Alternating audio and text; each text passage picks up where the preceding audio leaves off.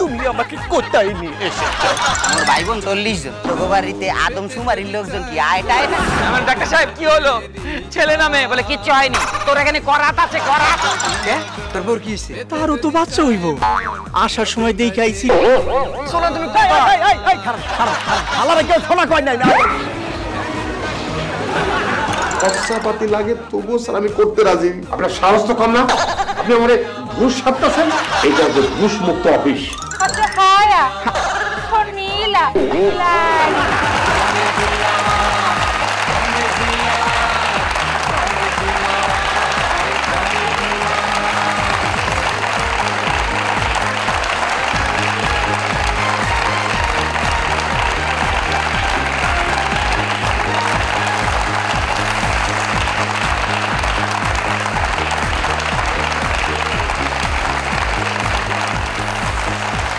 দর্শক মণ্ডলী, শুভ সন্ধ্যা। এই মুহূর্তে এই স্টুডিও এবং স্টুডিওর বাইরে বাংলাদেশ এবং বিশ্বের বিভিন্ন স্থানে টিভি সেটের সামনে বসে যারা এই অনুষ্ঠান দেখছেন তাদের সকলকে কমিটি আওয়ারের পক্ষ থেকে আমি হোমায়রা হিমু জানাচ্ছি একরাশ উষ্ণ শুভেচ্ছা এবং স্বাগত। আশা করি আপনারা সবাই ভালো আছেন, নিয়মিত হাসছেন এবং অন্যকেও হাসিয়ে চলেছেন। হ্যাঁ দর্শক মণ্ডলী, আমাদেরকে হাসতে হবে। সুস্থ থাকার জন্য হলো বেশি বেশি হাসতে হবে, ভালোভাবে বেঁচে থাকার জন্য কিন্তু আমাদেরকে হাসতে হবে। বরাবরের মতোই আমাদের আজকের পর্ব থাকছে নানা আয়োজন, থাকছে নির্মল হাসির খোরাক। যারা প্রাণ খুলে হাসতে চান, দুঃখ ব্যথা ভুলে থাকতে চান, চলুন পরবর্তী একটি ঘন্টা কাটিয়ে আসি হাসি আনন্দের এক ভিন্ন জগৎ থেকে। হ্যাঁ দর্শক মণ্ডলী, সেই ভিন্ন জগৎটি হচ্ছে কমেডি আওয়ার। অনুষ্ঠানের শুরুতে আপনাদের জন্য একটি মজার কৌতুক নকশা নিয়ে মঞ্চে আসছেন মনা সিদ্দিক হৃদয় এবং তার সহশিল্পী লিপি। সুপ্রিয় দর্শক মণ্ডলী, আপনাদের সবাইকে অনেক অনেক স্বাগতম। আজকের এই প্রোগ্রামে আমরা যাকে ডাকবো তিনি হচ্ছেন আমাদের এই বাংলাদেশের, ও মাই গড, আমাদের এই বাংলাদেশের একজন সুপার ডুপার নায়ক, যাকে আমরা সবাই চিনি, সবাই জানি। তো আসছেন আমাদের হিরো।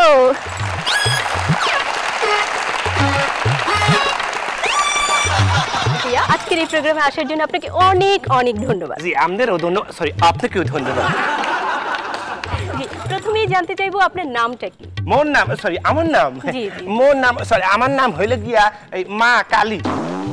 মা কালী? হয়। কিন্তু এটা তো মনে হয় দেবীর নাম, আপনার নাম? সমস্যা কি? হ্যাঁ, কলকাতার নায়কের নাম যদি দেব হইতে পারে, মাদ্রাজের নায়কের নাম যদি এই প্রভুদেব হইতে পারে, তো বাংলাদেশের এই নায়কের নাম কি মা কালী হইলে আপনার কোনো সমস্যা আছে? না না না, আমার কি সমস্যা? আমার কোনো সমস্যা নেই। তো ভাইয়া, এই যে সিনেমা জগতে অনেকেই নায়ক হতে চায়, তো নায়ক হওয়ার ক্ষেত্রে আপনার কি তাদের জন্য কোনো পরামর্শ আছে? 100% মুই পরামর্শ, মানে আমি পরামর্শ দিতে চাই। সেটা হইলো যারা ভবিষ্যতে নায়ক হইতে চায় তারপরে আমি বলবো অন্তত 3 বছর ওই যে কোনো বাস স্টেশনে অথবা রেল স্টেশনে কুলির কাম কইরা তারপর জানি সিনেমা জগতে আসে। কুলির কাজ? কিন্তু কুলির কাজ কেন? আরে আমগো দেশের সিনেমার কিছু কিছু নায়িকা আছে এত মোটা, উড়িতে তুলতে একমাত্র কুলিরাই পারবো, আর নাইলে উড়িতে তুললে দোল দিতে পারবে না কেউ। কিন্তু আপনার যে স্বাস্থ্য, তাতে করে তো মনে হয় না কোনো নায়িকাকে আপনি তুলে দোল দিতে পারবেন। আমি কোন নায়িকার কোলে তুইলা দোল দিতে না পারলে কি হইছে? নায়িকারা তো আমারে তুইলা দোল দিতে পারবে। আচ্ছা ভাইয়া, আপনি আমার জন্য না, মানে দর্শকদের জন্য যদি একটু অভিনয় করে দেখাতেন। 100% অভিনয় করে দেখামু। এই যে সরি, এটাই তো আমি করি। মনে করেন ভিলেন আইছে, ভিলেনরা আমি ডায়লগ দিতে আসি এরকম, হ্যাঁ, তুই আমার মাকে মারছস এই লেগে তোরে আমি কিচ্ছু কমু না, তুই আমার বাবাকে মেরেছিস এই লেগে তোরে আমি কিচ্ছু কমু না, তুই আমার আদরের 2টা ছোট ভাই বুঝে কুত্তা টুকরা কইরা মারছস এই লেগে তোরে আমি কিচ্ছু কমু না, এতগুলা মানুষের মারছস আমার বউরে মারছ নাই কে, ওরে মারছ নাই এই লেগে তোরে মারবো। অনেক সুন্দর হয়েছে ভাইয়া। আচ্ছা ভাইয়া, আপনি তো সিনেমায় আছেন অনেক দিন যাবত। আচ্ছা, আপনার জীবনের কোনো স্মরণীয় ঘটনা আছে? স্মরণীয় ঘটনা মানে মনে করেন সাইদ ভাইয়ের এক সিনেমার মধ্যে আমার নায়ক নিছে, আল্লাহ আল্লাহ এমন এক জায়গায় মগরে নেছে, মনে করেন পুরা এলাকার মধ্যে এক ফোঁটা পানিও নাই, বুঝছেন যে কি কষ্ট হইছে। পরে সাইদ ভাই আমগরে এতগুলা টিস্যু পেপার দিছিল। Tissue paper? সেটা তো আপনাকে ফ্রেশ হওয়ার জন্য দিয়েছিল। আরে না, টিস্যু পেপার দিছিল পানির পরিবর্তে খাওয়ার লাগা, আর ফ্রেশ হওয়ার লাগা দিছিল আমগরে শিরিষ কাগজ। আসলে আসলে স্মরণীয় হওয়ার মতোই ঘটনা। আচ্ছা, এখানে আপনি সবচেয়ে প্রিয় নায়ককে? সবচেয়ে প্রিয় নায়ক অমর সানি। আচ্ছা, আপনি উনার একটু অভিনয় করে দেখান। সেক্রেটারি, তুমি আমাকে কোথায় নিয়ে এসেছো? এখানে কোনো 5 স্টার হোটেল নেই, না কোনো ভালো থাকার জায়গা নেই। না না, এখানে আমি থাকবো না। তোমার বাবা গরিব, আমি বড় লোক। সরি, তুমি বড় লোক, আমি গরিব। এজন্য তোমার সাথে আমার কোনোদিন মিল হবে না, হবে না। আচ্ছা, আরেকটা যেটা সেটা হচ্ছে এই সিনেমা জগতে আপনার প্রিয় কৌতুক অভিনেতাকে? কৌতুক অভিনেতা কাবিলা। কাবিলার আমার খুব ভালো লাগে। আচ্ছা, তাই তো উনার একটু অভিনয় করে যদি দেখাতেন। লিডার এইটা আপনি হলবেন কি? আপনার লাগে আমি এতদিন ধরে রয়েছি, আপনি মোরে পিস্তল না দিয়ে ওই বাবুরে দেশেন, কিন্তু আপনি ঠিক করেন না। প্রিয় দর্শক, একবার কাজল তার সন্তান সম্ভবা স্ত্রীকে নিয়ে গেছেন ডাক্তারের কাছে, ফাইনাল স্টেজ। তারপর কি হলো সেটা কাজলের নিজ মুখ থেকে শুনুন। প্লিজ ওয়েলকাম কাজল। দর্শক মণ্ডলী, এখন তো অত্যাধুনিক যুগ, শহরের ব্যাপারটা একটু আলাদা, আর গ্রামের ব্যাপার হ্যাঁ অনেক কিছুই পাওয়া যায় না। মানে একটু ডেলিভারি কেস, মানে আমার বাচ্চা হবে, সরি আমার বউয়ের বাচ্চা হবে, তো গ্রামের হাতুড়ে ডাক্তার তার কাছে গেছি। আমাদের আর কোনো ডাক্তার নেই, ওই হাতুড়ে ডাক্তারই আমাদের সম্বল। যাই হোক, ডাক্তার সাহেব ডাক্তার সাহেব ডাক্তার সাহেব বলেন, কি হয়েছে? আমার বউয়ের বাচ্চা হবে, তাড়াতাড়ি চলুন। বলে ঠিক আছে। তখন একটা কাঠের বাক্স ছিল, ওই কাঠের বাক্সের ভিতরে ডাক্তার সাহেবের যন্ত্রপাতি, তো আমার হাতে দিয়ে বললো ধর। আমি ধরলাম। এবার আমার বাড়ির সামনে গিয়ে ডাক্তার সাহেব এখানে কোথায় তোর বউ? বলে যে এই ঘরের ভিতরে। যাই হোক, ডাক্তার সাহেব ঢুকে গেলেন, দরজা বন্ধ করে দিল। কিছুক্ষণ পর ডাক্তার সাহেব বেরোলেন। আমি বললাম ডাক্তার সাহেব কি হলো? বলে কিচ্ছু হয়নি, হাতুড়ি আছে, হাতুড়ি। এই ডেলিভারি কেসে হাতুড়ি লাগে? বলে দেখ, তোর বউকে যদি বাঁচাতে চাস হাতুড়ি এনে দে। যাই হোক, একটা ভাঙা চুরো কয়লা ভাঙা হাতুড়ি এনে দিলাম। এবার ডাক্তার সাহেব আবার ঢুকে গেলেন, দরজা বন্ধ। 8 ঘন্টা পরে ডাক্তার সাহেব আবার বেরোলেন। আমি বললাম ডাক্তার সাহেব কি হলো? ছেলে না মেয়ে? বলে কিচ্ছু হয়নি। তোর এখানে ছেনি আছে? ছেনি কি করবেন? তোর বউকে যদি বাঁচাতে চাস ছেনি এনে দে। তো যাই হোক, এটা ছেনি এনে দিলাম। আবার ডাক্তার ঢুকে গেলেন, দরজা বন্ধ। 1 ঘন্টা পরে ডাক্তার সাহেব বেরোলেন, দেখলাম জামা কাপড় ছিঁড়া। ডাক্তার সাহেব কি হলো? বলে কিচ্ছু হয়নি। তোর এখানে করাত আছে? করাত। বলে তুমি একটা ডাক্তার, একবার হাতুড়ি চাচ্ছ, একবার করাত চাচ্ছ, এইসব লাগে? বলে দেখ, উত্তেজিত হোস নে, আমি যে বাক্সটা এনেছি সেটা এখনো খুলতে পারেনি। কামেল ডাক্তারই বটে, তাই না? আচ্ছা, সন্তান সম্ভবা স্ত্রীর কথাই যখন এলো, তখন আপনারা বলুন তো, হবু মায়ের চিন্তা ভাবনা বা আচার ব্যবহার তার অনাগত সন্তানের উপর কোনো প্রভাব ফেলে কিনা? আমাদের দেশে কিন্তু একটা কথা প্রচলিত আছে, সেটি হচ্ছে হবু মা যদি বেশি বেশি ছেলে শিশুর ছবি দেখে তাহলে নাকি ছেলে সন্তান হয়। আমার কিন্তু এই ব্যাপারে কোনো আইডিয়া নেই, কিন্তু এই 3 বন্ধুর ব্যাপারটা কি চলুন তো দেখে আসি। আরে বেটা, এতদিন পরে দেখা, ওই একটু গপ্প সপ্প মারুম তা না, আইসে পর থেকে খালি যাই যাই শুরু করছে। আড্ডা তো মারলামই, বুঝছ না? সবেমাত্র বউয়ের বাচ্চা হইলো, তার একটু সময় দেওয়া লাগে না? তার উপর আবার 3 বাচ্চা। তা অবশ্য ঠিকই কইছিস, গত মাসে আমার বউয়েরও যমজ বাচ্চা হয়েছে। আমার বউ একা সামলাইতে পারে না। মজার ব্যাপার হইল, আমার বউ বাচ্চা হওয়ার আগে যমজ সন্তানের কাহিনীর নাটক সিনেমা দেখবে।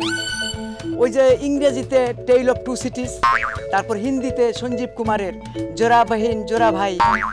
আমি কইতাম, এই যে যমজ বাচ্চার সিনেমার নাটক দেখতেছ, দেখো তোমারও যমজ বাচ্চা হইল। ঠিক তাই হইল। হ্যাঁ, আমার বড় তো তাই হইছে। তোর বউর তো 3 বাচ্চা। আরে আমার বউয়ের বাচ্চা ওর আগে খালি ওই ত্রিরত্নের গল্পের সিনেমাগুলো দেখতো, যেমন ধরো যে 3 মাস্কেটিয়ার্স, 3 স্টুজেস। তোর মতো আমিও কইতাম, এই সব দেখতেছ, দেখো তোমারও 3 বাচ্চা হইব। হইল তাই। আমি যাই। এই তুই উঠলি কে? তাড়াতাড়ি বাসায় যাই, বউরে ফিরাইতে হইব। কে?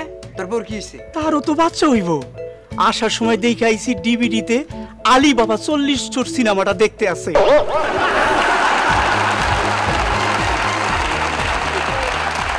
সাধু সাবধান, এবার আপনাদের জন্য থাকছে আমাদের নিয়মিত আয়োজন চুটকি বলার আসর। মঞ্চে চুটকি বলার জন্য আসছে রসিক লাল এবং ইমন। প্লিজ ওয়েলকাম রসিক লাল এবং ইমন।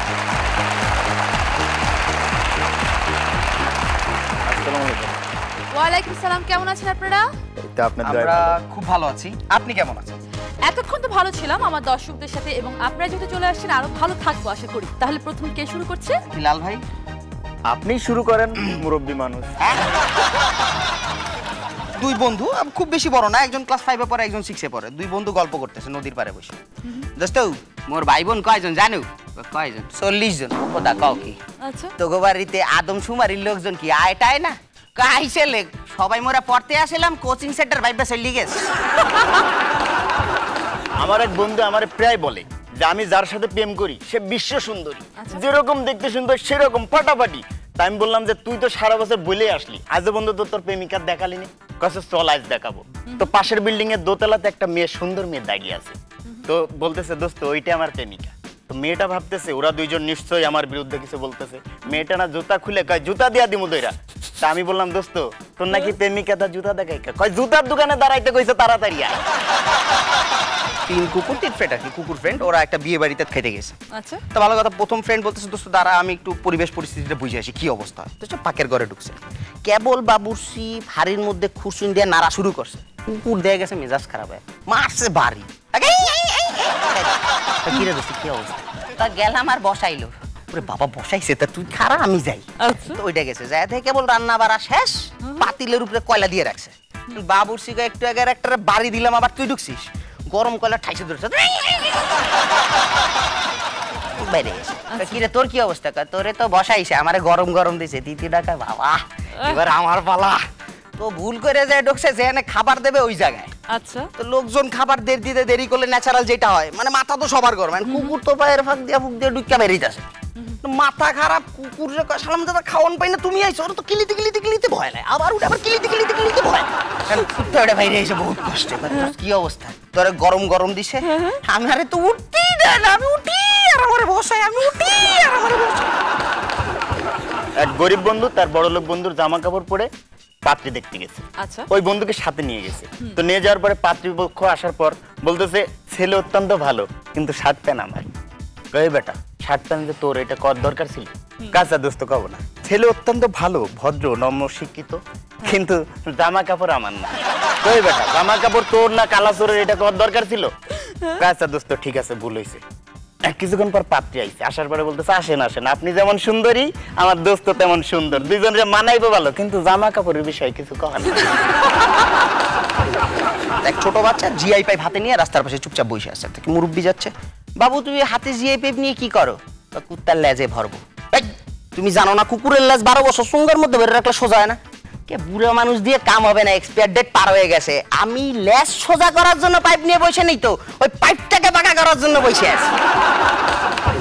আমাদের গ্রামে সাইদু আমার খুব ক্লোজ ফ্রেন্ড। আচ্ছা, তো ওর প্রেমিকার পিছনে টাকা পয়সা ঢালতে ঢালতে গাড়ি বাড়ি বিক্রি করে এখন রাস্তার ফকির হয়ে গেছে। তো সারাদিন ভিক্ষে করে 100 টাকা পাইছে। পাওয়ার পরে গুলশান হোটেলে খাতে গিয়েছে। খাওয়ার পরে বিল এসেছে 1000 টাকা। তখন দোকানদারের বিল না দিতে পারায় দোকানদার ওরে পুলিশে দিয়েছে। দেওয়ার পরে কিছু দূর যায় পুলিশের কাছে 100 টাকা গুঁজে দিয়ে বাড়ি এসে কাছে, এইটাই তো ভালো ব্যবসা, কালকে সোনার গায়ে খাতে যাবো। সবাই যদি এই বুদ্ধি করে তাহলে কিন্তু সোনারগাঁ আর শেয়ারটা খেতেই পারবে না। ওকে, আপনাদের দুজনকে অসংখ্য ধন্যবাদ আমাদের এই মঞ্চে আসার জন্য, এবং আশা করি আপনারা ভালো থাকবেন। আচ্ছা দর্শক মণ্ডলী, এখানে মোবাইল ছাড়া কে কে আছে একটু হাত তুলুন তো দেখি। তার মানে সবার কাছেই মোবাইল ফোন সেট আছে, কিন্তু এটি একসময় ছিল খুব দুর্লভ বস্তু।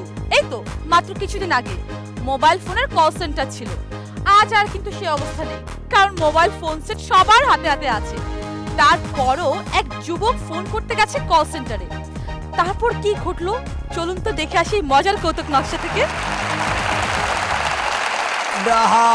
আই সালাম অনেক সাধরা, দোহা নদী ছিলাম একখান জুত করিয়া, বুঝি নাই হায় কাস্টমার নাই, মোবাইলে ফোন কেউ করতে আয় না।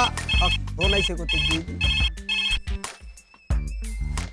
বেটা আনিস আর কইস না বেটা, বুঝছো ডাসর তো আইসি একটা মোবাইলের দোহানো দিছি, ফোন করতে তো কেউ আই না। যাও দুই টাই মনে করো যে ওই বাটপারি করিয়া টাহা মাহা লইয়া চললে যায়। আসসালামু আলাইকুম চাচা। কেটা জানি আইছে মানে ফোন হরবে, রাখ দি। ওয়ালাইকুম আসসালাম। ফোনটা দেন, একটা ফোন করুন দেন। ফোন হরবেন তাই এনে কিছু কন্ডিশন আছে বুঝলেন। কার কাছে ফোন করবেন? যার কাছে মন চায় তার কাছে করুন, এটা আপনার এরকম নাকি? না যার কাছে মন চায় হার কাছে তো আপনি ফোন হরতে পারবেন না। মনে করেন আপনি সবার লগেই ফোন হরতে পারবেন, কিন্তু ওই প্রেমিকার কাছে ফোন করলে মোর মোবাইল দিয়ে ফোন করা যাইবে না বুঝলেন। প্রেমিকার প্রেমিকার কাছে ফোন করেন যাবো না, সমস্যা আছে মেয়া। মনে করেন আপনি প্রেমিকার লগে কথা কইতে আছেন, আপনি প্রেমিকার লগে রাগ হইবেন, হ্যাঁ আপনার উপর রাগ হইবে, এরপর দেখবেন আপনি প্রেমিকা আত্মহত্যা করছে, আপনার নিয়ে গেছে জেলে, মোট টাহানা দিয়ে এরপর চলে যাবেন, এবং ঘটনা অনেক ঘটছে। বুঝছি, দেন ফোনটা দেন, ওইছে দেন ফোনটা দেন। আপনি কারে ফোন করবেন? কারে? খালার কাছে ফোন দিন। এলন কথা একটু আস্তে কইেন, ঠাস করে ফাইডে যাইতে পারে মোবাইল বুঝলেন। হ্যালো, টাঙ্কি সোনা কইতাছো? সোনা তুমি খারাপ টাঙ্কি সোনা মানে খালারে কেউ সোনা কয় নাই। প্রেমিকার কাছে ফোন দিয়েছেন আপনি? আরে আন্টির কাছে ফোন দিছি মিয়া। আন্টি কি? আন্টি মানে খালা। ও আন্টি মানে খালা। জান জান। ও সুবহানাল্লাহ, আন্টি মানে বলে। আর না তোমাকে না, ওই যে হইছে কি মনে করো বাপে ডাকছিল খিচুড়ি খাওয়ার লাগা, বুঝছো? এ বেটা আমার দিছে। এ বেটা মুই তোর বাপ হইলাম কবে দিয়া বেটা? আমি তোর বাপ হইছি রে বেটা, আর আমি দেখে খিচুড়ি খাইতে ডাকছি মানে। আরে চাচা ওই কথা অন্য কথা কইছি, আপনি বুঝেন না, ভুল বুঝছেন। আপনি বহেন তো, আমি পরে বুঝাই কইতাছি আপনারে। বহেন বুঝাই কইতে আছে। বহেন না চাচা, প্রেমিকার কাছে ফোন দিবি না বেটা তুই। হ্যালো, না এই শোনো, তোমার আমি জান দিয়ে ভালোবাসি, তুমি জানো না? তুমি সবসময় আমার সাথে এমন করো। ওরে সুবহানাল্লাহ, তুই জান দিয়ে ভালোবাসতে আছো? তুই খালারে জান দিয়ে ভালোবাসো না? তুই প্রেমিকার কাছে ফোন দিয়েছো বেটা, আমি বোঝে নেই। চাচা আপনি একটু বহেন তো, আমি পরে সব বুঝাই কইতাছি, আপনি বহেন না, এমন করেন কে? বহেন। এই যে তুমি আবার আমার সাথে ঝগড়া করতেছো, প্রথম দিন থেকে দেখতাছি তুমি আমার সাথে ঝগড়া করো, বুঝছো? তোমার এত বড় সাহস, তোমার আমি দেখালাম। তুমি নামো ইচকা, তুমি বাসাতে নামো। ওই রান কাকা, তুই প্রেমিকার কাছে ফোন দিয়েছো? তুই কার কাছে ফোন দিয়েছো? প্রেমিকার কাছে ফোন দিস কিসে? এই প্রেমিকার কাছে ফোন দিয়েছো, 10 টাকা বেশি হইছে। দাও। আরে 10 টাকা আমার প্রেম ব্যাংকে যেটা সপ্তাহ টাকা লয়া পড়ে আছেন জান। এ বেটা মুই বরিশালের লোক, চলো মোর বাপে কলম শহীদার আছে নে। ও সুবহানাল্লাহ, দেখছো এমন করি সবাই মোর টাকা পয়সা মারিয়ে দিয়ে জায়গা।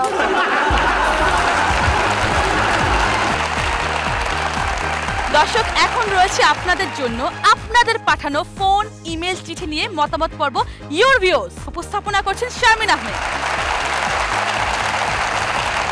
সুপ্রিয় দর্শক, ইউর ভিউজ পর্বে আপনাদেরকে স্বাগতম। আশা করি সবাই ভালো আছেন। ইতিমধ্যে আমরা বেশ কিছু চিঠি আপনাদের কাছ থেকে পেয়েছি। অনেকে আমাদেরকে ইমেইল করেও আপনাদের মতামত জানিয়েছেন, আর বেশিরভাগ চিঠি বা কলই আমাদের অনুষ্ঠানের জন্য প্রশংসাসূচক। এর জন্য আপনাদের সবাইকে অসংখ্য ধন্যবাদ।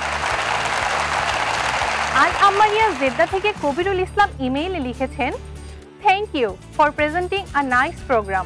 We live here 30 people together in a mess home, and we all watch and enjoy comedy hour. I have some idea to enrich the program. How I can reach you? Thanks a lot, Mr. Islam. I think you have already reached our program. Just mail your ideas, and if it is helpful, just we are gonna get back to you. এবার একটা চিঠি পড়ে নেওয়া যাক। রিঙ্কু, ঢাকা মোহাম্মদপুর থেকে। তিনি বলেছেন, আপু আপনাদের অনুষ্ঠানে অংশগ্রহণের নিয়মাবলী কি? জনাব রিঙ্কু, এটি খুবই সোজা। যারা স্ট্যান্ড আপ কমেডি কৌতুক নকশা বা রম্যগীতি কৌতুক গীতি নকশায় অংশগ্রহণ করতে চান, যোগাযোগ করুন। প্রযোজক কমেডি আওয়ার, প্রযত্নে এটিএন বাংলা, ওয়াসা ভবন, দোতলা, 98 কাজী নজরুল ইসলাম এভিনিউ, কারওয়ান বাজার, ঢাকা। ইমেইল ঠিকানা atn.comedyahour@yahoo.com। আবেদন পাওয়ার পর অডিশনের জন্য প্রার্থীদেরকে ডাকা হবে, আর অডিশনে কোয়ালিফাই করলেই আপনারা আমাদের অনুষ্ঠানে অংশগ্রহণ করতে পারবেন। পরের চিঠি পাঠিয়েছেন Mohammad Sabbir, Fahud street, master city, Oman থেকে। আপনাদের অনুষ্ঠানটি দেখে আমার খুব মজা লাগে। বগুড়া ইউথ স্কয়ারের দেবদাস কৌতুক নাটকটি আবার দেখালে বাধিত হব। প্রিয় দর্শক, দেখুন তাহলে মজার এই কৌতুক নকশাটি। আজ কত দূরে। হ্যাঁ, তুই বলে কাল কলকাতা যাচ্ছ? এগুলো তো কে কাছে বাবা গুল মারছে গুল। হ্যাঁ আমি জানি, তুমি আমার কাছে লুকাচ্ছ। কে লুকাচ্ছে মানা? তুমি কালকে কলকাতা যাচ্ছ। হ্যাঁ আচ্ছা যাই হোক, যাও, কিন্তু আসার সময় লয় আমার জন্য একটা সিলসিলা শাড়ি।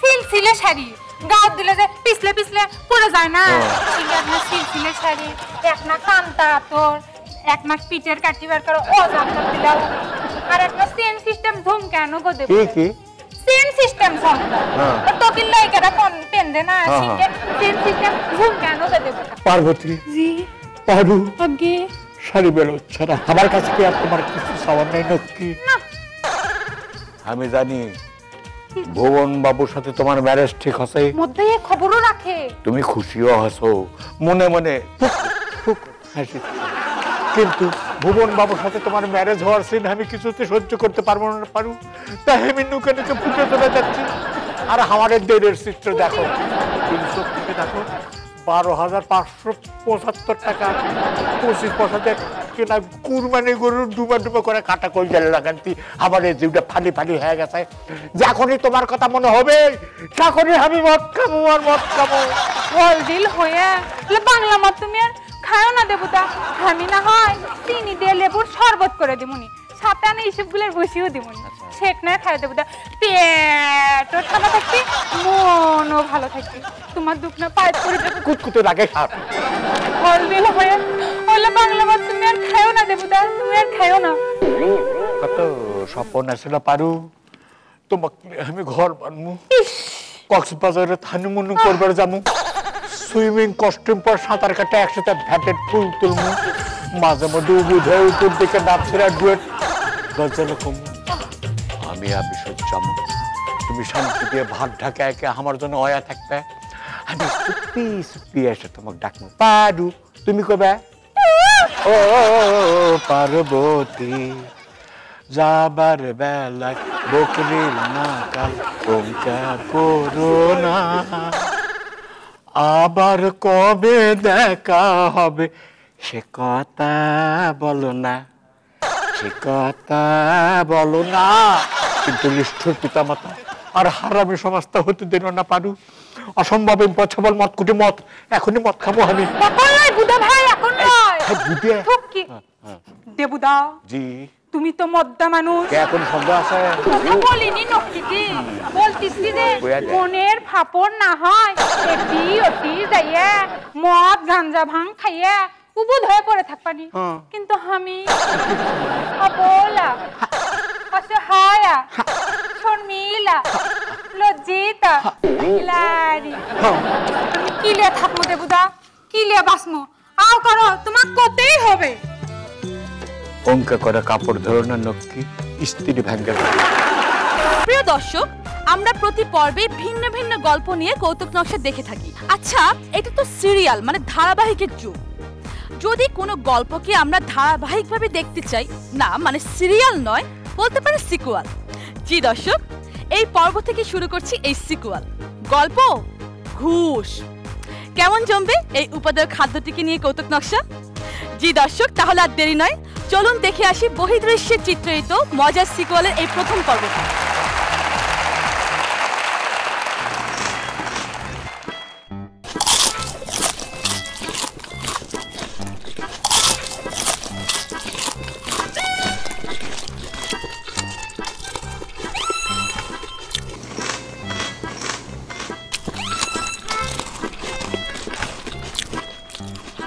কি খাইতেছেন স্যার খাইতেছেন দেখে সালাম দিলাম না বসতে পারি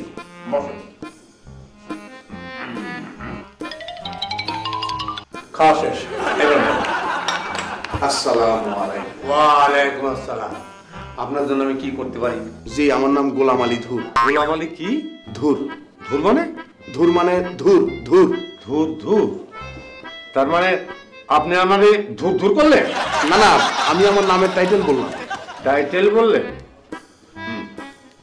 আপনার নামটা বলেন এই যে বললাম কি বললেন নাম বললাম কখন বললেন এই যে বললাম কি বললেন নাম বললাম কখন বললেন এই যে বললাম কি বললেন নাম বললাম আরে ভাই এই যে বললাম এইসব করতে করতে দিন শেষ হয়ে যাবে দয়া করে আপনি আপনার নামটা বলেন আমরা কামের কথা আসি আসলে স্যার আমার আব্বা আমার নাম রাখছিলেন মালিক আলী আমরা তো জনগণ শ্রেণীর লোক জনগণ শ্রেণীর লোক মানে আমরা হইলাম জনগণ জনগণ হইল এই দেশের মালিক তাই আব্বাই আমার নাম রাখছিলেন মালিক আলী তো আমি দেখলাম এই জনগণের সেবা করণের লাইগে যারা আছে তারাই হইলো আসলে এই দেশের মালিক আর আমরা হইলাম তাগর গোলাম তাই স্যার এফিডেভিট কইরা নাম রাখছি গোলাম বুঝলাম নামের শেষে ধুর কেন? ওইটাও স্যার আমি নিজেই লাগাইছি। মানে স্যার আমি যেই কাজেই যে কোনো জায়গায় যাই, যে অফিসেই যাই, দেখি এই গোলাপে ধুর বানাইয়া মাথায় কাঁঠাল ভাঙ্গা খায়, তাই আমি নিজের নামের শেষে টাইটেল দিছি ধুর। বুঝলাম। তা ধুর সাহেব, আপনার আমার এখানে কি কাজ বলেন? আপনার কি সেবা করতে পারি আমি? কোনো সেবা করতে হইব না স্যার, আপনার অফিসের লোকেরা আমার একটা গাড়ি উঠায় নিয়ে আসছে, ওইটা ফেরত দিলেই হবে স্যার। কি গাড়ি? একটা পুরানা ফোর্থ হ্যান্ড নোয়া গাড়ি, ভাড়ায় চালায় চলি স্যার। স্যার কালকে বিকালে রাস্তার পাশে রাইখা একটা অফিসে টাকা আনতে গেছিলাম, আইসা দেখি যে গাড়িটা নাই। পরে শুনলাম স্যার আপনার অফিসের লোকজন গাড়িটা নিয়ে আসছে। স্যার আমার গাড়িটা ফেরত দেন স্যার। কেন আনলো? নিশ্চয়ই নো পার্কিং জায়গায় রাখছিলেন। হইতে পারে স্যার। কাগজপত্র কই? কাগজপত্র তো গাড়ির মধ্যে, আর গাড়িটা তো আপনার কাছে। আপনার কাছে কোনো কাগজ নাই? বাসায় কিছু ফটোকপি থাকতে পারে। যান ওই ফটোকপি নিয়ে আসুন। স্যার আপনার কাছেই তো অরিজিনাল গুলো আছে, ওইখান থেকে যদি একটু দেখা। ওইগুলা যার কাছে আছে সেই অফিসার ছুটিতে আছে, 3 দিনের ছুটি। তারপরে আছে আবার ওই সরকারি ছুটি, শুক্র ছুটি, এই মোট 5 দিন। আপনি কি 5 দিন বসে থাকবেন? না না, 5 দিন কি বলেন স্যার, একটা দিন বসে থাকলেই তো আমার লস। স্যার আপনি আজকের মধ্যে আমার গাড়িটা ছেড়ে দেওয়ার ব্যবস্থা করেন স্যার। আহা, কাগজপত্র ছাড়া গাড়ি ছাড়ি কেমনে? এই অফিসের একটা নিয়ম নীতি আছে না? জি স্যার, নিয়ম কানুন তো আছে, তবুও স্যার নিয়ম কানুনটা একটু বাদ দিয়া যদি কিছু খরচা পাতি লাগে তবুও আমি করতে রাজি। একটু গাড়ি। অসম্ভব। আপনার সাহস তো কম না? আপনি আমারে ঘুষ সাপতাছেন? আপনি দেখেন না, চারদিকে দেখেন, এইটা হচ্ছে ঘুষ মুক্ত অফিস। এই অফিসে যে ঘুষ দিবে আর যে ঘুষ নেবে উভয়কে আইনে সোপর্দ করা হবে, অর্থাৎ পুলিশে দেওয়া হবে। এই অফিসে ওই ঘুষ ছাড়াই কাজ হয়। যান, আপনি আপনার কাগজপত্র নিয়ে আসেন, ঘুষ ছাড়া এমনি আপনার গাড়ি পেয়ে যাবেন। কোনো খরচাপাতি লাগবে না স্যার? Absolutely not. আশ্চর্য, এই দেশে এমন অফিসও আছে কোনো খরচাপাতি ছাড়াই কাম হয়।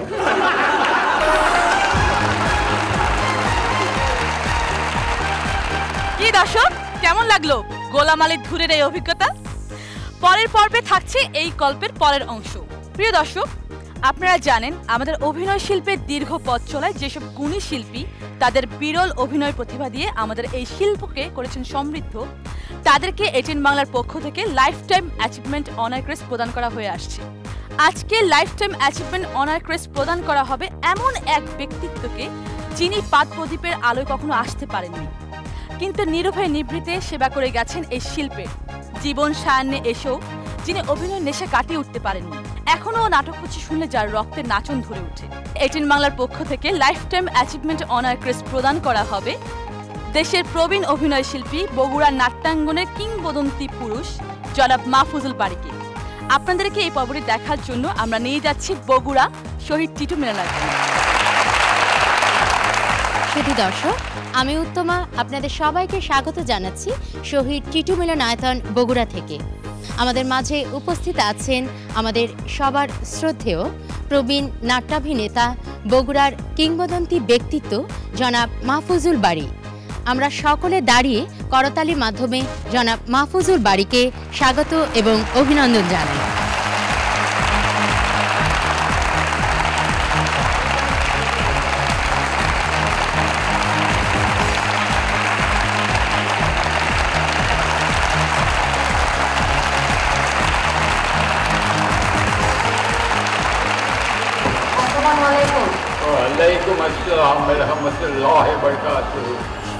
জনাব মাহফুজুল বারী, আপনি কেমন আছেন? আছি, বর্তমানে ভালোই আছি।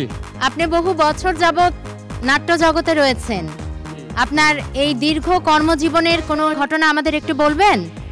সত্যি কথা কি, বগুড়ায় এই সাংস্কৃতিক অনুষ্ঠান কোনোদিনই মসৃণ ছিল না। এই ঐতিহ্যবাহী লিবাল বেগিং স্টেজটা নষ্ট করে দিয়ে আমার খুবই দুঃখিত এবং মর্মাহত হয়ে পড়ে। বর্তমানে অনেক নবীনরা নাটকে অভিনয় করছে, সেই নবীনদের উদ্দেশ্যে আপনার কিছু বলবার আছে? আশা করি তারা ঐতিহ্য বজায় রাখবে এবং সম্পূর্ণভাবে ঠিক নাট্যকারী অবস্থায় কাজ করবে, এই আশা রাখি আমি। জনাব মাহফুজুল বারী জন্ম 1916 সালের 1 জানুয়ারি বগুড়া শহরের আদালত কাচারি এলাকায়। পিতা মুন্সি গওহর আলী, মা মমিরুন্নেসা। পিতা ছিলেন বগুড়া অ্যাডভোকেট বার সমিতির প্রতিষ্ঠাতা সভাপতি। 5 ভাই 1 বোনের মধ্যে জনাব বাড়ি সর্বকনিষ্ঠ। শিক্ষাজীবন শুরু বগুড়া সেন্ট্রাল মাদ্রাসায়। 1938 সালে করোনেশন ইনস্টিটিউট থেকে ম্যাট্রিকুলেশন, 1940 সালে পাবনা এডওয়ার্ড কলেজ থেকে এইচএসসি এবং 1943 সালে ইসলামের ইতিহাস ও সংস্কৃতি বিভাগে স্নাতক ডিগ্রি লাভ করেন। অভিনয় শুরু 1936 সালে স্কুলে পড়ার সময়। প্রথম অভিনীত মঞ্চনাটক আমি রাজা হব। কলেজে এসে যুক্ত হন এডওয়ার্ড ড্রামাটিক অ্যাসোসিয়েশনের সাথে। পরবর্তীতে যোগ দেন বগুড়ার নাট্যগোষ্ঠীর সাথে। নিজেকে উৎসর্গ করেন অভিনয়ের জন্য।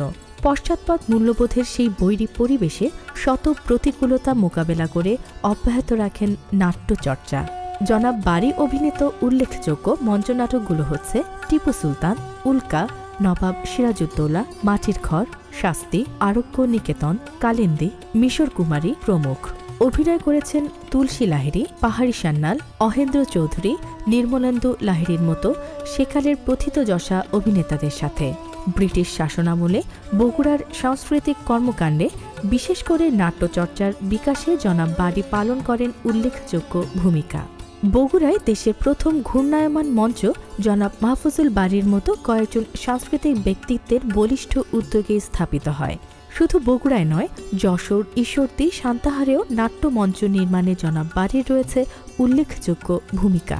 কর্মজীবন শুরু 1942 সালে কলকাতা হাওড়ার শিবপুর ইঞ্জিনিয়ারিং কলেজে হিন্দি ভাষার ল্যাঙ্গুয়েজ ইনস্ট্রাক্টর হিসেবে। 1945 থেকে 1947 সাল পর্যন্ত জনাব মাহফুজুল বাড়ি ব্রিটিশ ইন্ডিয়ান গভর্নমেন্টের 2টি উচ্চতর পদে চাকুরি করেন। 1947 সালের পর কিছুদিনের জন্য বগুড়া জেলা স্কুলে খণ্ডকালীন শিক্ষকতা করেন। 1949 সালে তথ্য মন্ত্রণালয়ের অধীনে জেলা জনসংযোগ অফিসার হিসেবে নিযুক্ত হন। একটানা 29 বছর চাকুরির পর 1978 সালে স্বেচ্ছায় অবসর গ্রহণ করেন। পরের 10 বছর একটি শিশু শিক্ষালয়ে চাকুরির পাশাপাশি নিজেকে নিয়োজিত রাখেন অভিনয়ের সাথে। জনাব মাহফুজুল বাড়ি একজন শৌখিন আলোকচিত্র শিল্পী এবং ক্যামেরা বিশারদ। আজীবন অকৃতদার এই গুণী ব্যক্তিত্বের অবসর কাটে এখন বইপত্র, খবরের কাগজ পড়ে এবং ক্যামেরা নিয়ে। জনাব বাড়ি বেশ কয়েকটি নাট্য সংস্থার সাথে জড়িত। অভিনয়ের প্রতি নেশা তার আগের মতোই। প্রায় শতবর্ষী এই চিরতরুণ এখনও নাটকের কথা শুনলে অভিনয়ের জন্য ব্যাকুল হয়ে ওঠেন। আমি জানাবো নি, এখনো শো করিনি। এখন মহড়া হচ্ছে, মহড়া। ইতিমধ্যে বেশ কয়েকটি সংগঠন থেকে জনাব বাড়িকে দেয়া হয়েছে পদক, পুরস্কার এবং সংবর্ধনা। দেশের নাট্যাঙ্গনকে সমৃদ্ধ করার ক্ষেত্রে আজীবন অসামান্য অবদানের জন্য জনাব মাহফুজুল বাড়িকে এটিএন বাংলার পক্ষ থেকে এই life time achievement honour.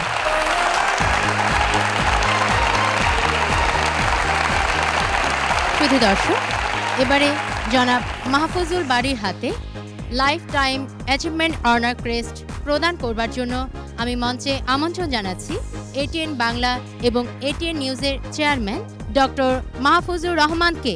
Please welcome doctor Mahfuzur Rahman.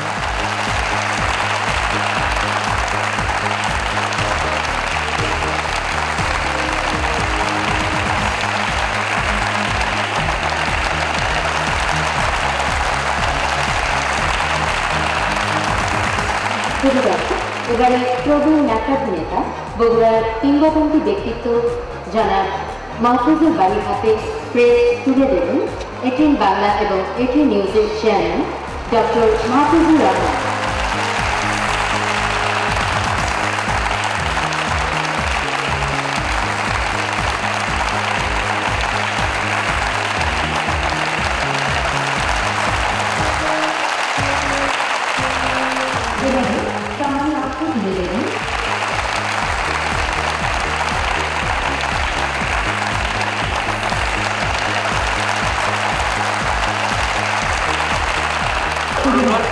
এবারে বিশিষ্ট নাট্যাভিনেতা যারা মাহফুজুল বাড়ির থেকে আমরা তার অনুভূতি শুনব।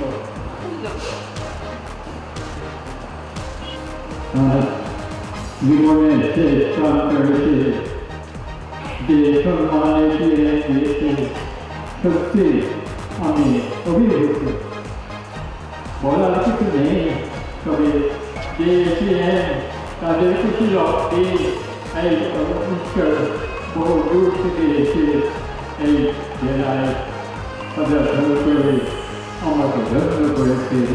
এই জন্য আমি চাই কৃতজ্ঞতা প্রকাশ করছি।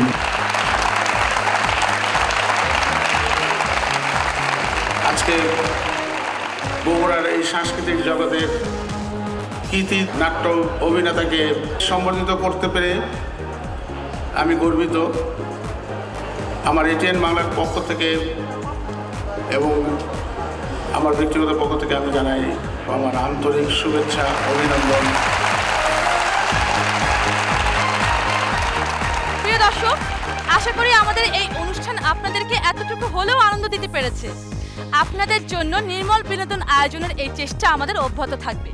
এই অনুষ্ঠান সম্পর্কে যদি আপনাদের কোনো মতামত বা পরামর্শ থাকে তাহলে ফোন করুন 0171-233-3727 এই নম্বরে। আপনাদের মতামত এবং পরামর্শ নিয়ে আমরা এই অনুষ্ঠানকে করতে চাই আরো সমৃদ্ধ এবং আকর্ষণীয়।